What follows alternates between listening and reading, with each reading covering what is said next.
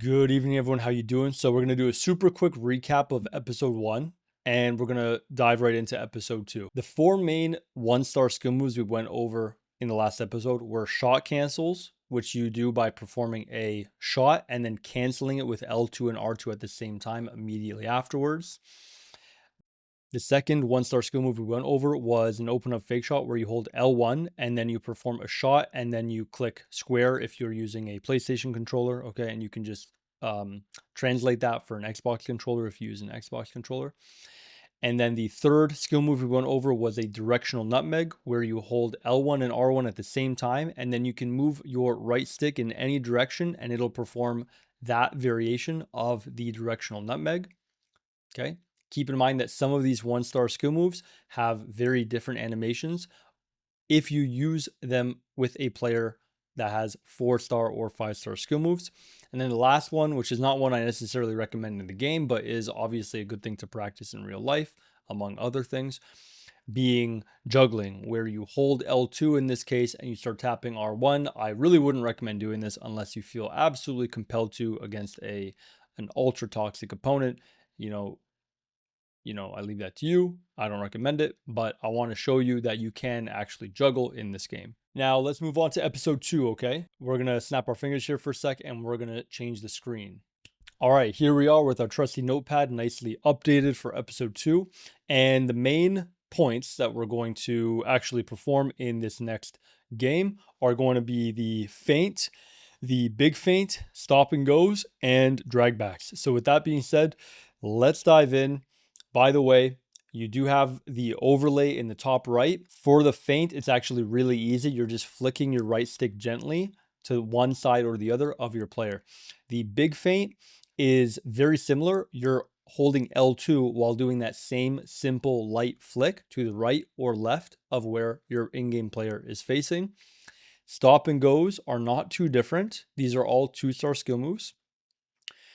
You hold L2 once again, but instead of flicking the right stick left or right, you actually flick it behind your player and then where your player is facing. So down and up, essentially. And then drag backs, you hold L1 and R1, and instead of moving or flicking your right stick like you would with a directional nutmeg, instead you're using your left stick to shift any direction, and that will perform a variation of the drag back. With that being said, let's dive into the gameplay and go through these one by one. By the way, before we go through the rest of the 2-star skill moves, I often will forget that the ball roll, which is so fundamental in this game, is actually a skill move in this game. In real life, it's really more an aspect of dribbling. So you don't really think of it as a skill move in real life at all because it's so fundamental to how you play in real life, this sport. But in the game, it's extremely crucial to perform ball rolls, especially because oftentimes a ball roll will open up a passing option. So it's a bit hard to show versus the AI, but usually at the higher levels of this game, you want to perform ball rolls before you pass. So like kind of like that right there. Okay, so let's start with the most basic one, the feint. It cannot be done by a 1-star skiller. So here I hope I'm proving it. Mike Magnon cannot perform the regular feint, but Saliba with 2-star skill moves, as well as Lukeba, they can perform the feint. So the feint is a 2-star skill move. Now, let's take a look at the big feint, right? L2, boom. L2, boom. So L2 and that same right stick flick, and then you can, wherever your left stick is facing at the time, will determine where you're exiting the move. Now, let's go over stop and goes. So stop and goes is L2, backward, forward, okay? I would say generally it's a bit more effective with bigger players, but you can feint your opponent out with any player doing that move. And then lastly, we're going to go over drag back. So here, L1, R1, and just pull it away from the opponent or pull it backwards. Now, check this, right? I'm doing L1, R1 drag backs every time here, but you can see if you look in the overlay up top, depending on where I then move the left joystick, it'll determine how I exit the move. So if I hold it back, the player will go directly back, you see? But if I go back and then to the side, the player will exit to that side. And either you can choose either side as I'm showing here. Now, one other cool thing you can do is you can go forward. So you can go back and then forward. And in real life, this here is actually an elite top of the food chain type of skill move, okay? The best players in the entire world do this. In this game, by the way, remember, right? The reason why you lose a ball there is because this game is you enter backwards, land when you're in this video game. It is the complete opposite. They've made an anti-football game where the things that never work in real life work very effectively here.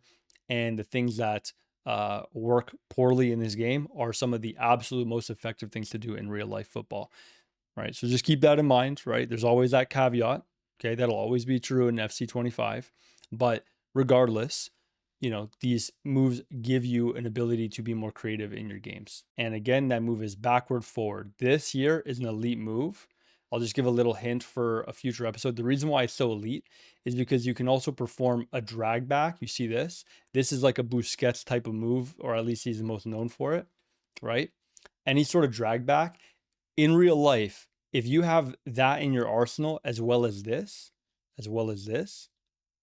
being able to drag it like this right there, you can exit any direction from dragging the ball back, and it's virtually impossible. The reason why it's so effective at the highest level of a game in real life is because it's virtually impossible to commit to any direction that an opponent is going by performing them performing that move. You basically can't get the ball from them if they can make the decision faster than you, and they'll always be able to make that decision faster than you, basically, in real life. In this game, people don't really use them that much for obvious reasons. Again, there's only a few really truly meta skill moves in the game, but you can incorporate these and get your opponent sort of psychologically doubting themselves as far as how they should defend you when you start to use some of these skill moves in the build-up. That's pretty much it. We're going to let this game ride out. So that is episode 2 of our skill move tutorial. We're going to keep building on the way to 5-star skill moves as well as trickster abilities in the game. And then we might do a best of to finish off this series. I hope you're enjoying it. If you have any questions or comments or other interests as far as videos that you'd be interested in me creating for us, feel free to chime in. I'm always looking forward to those type of comments. And I will see you in the next video. Peace.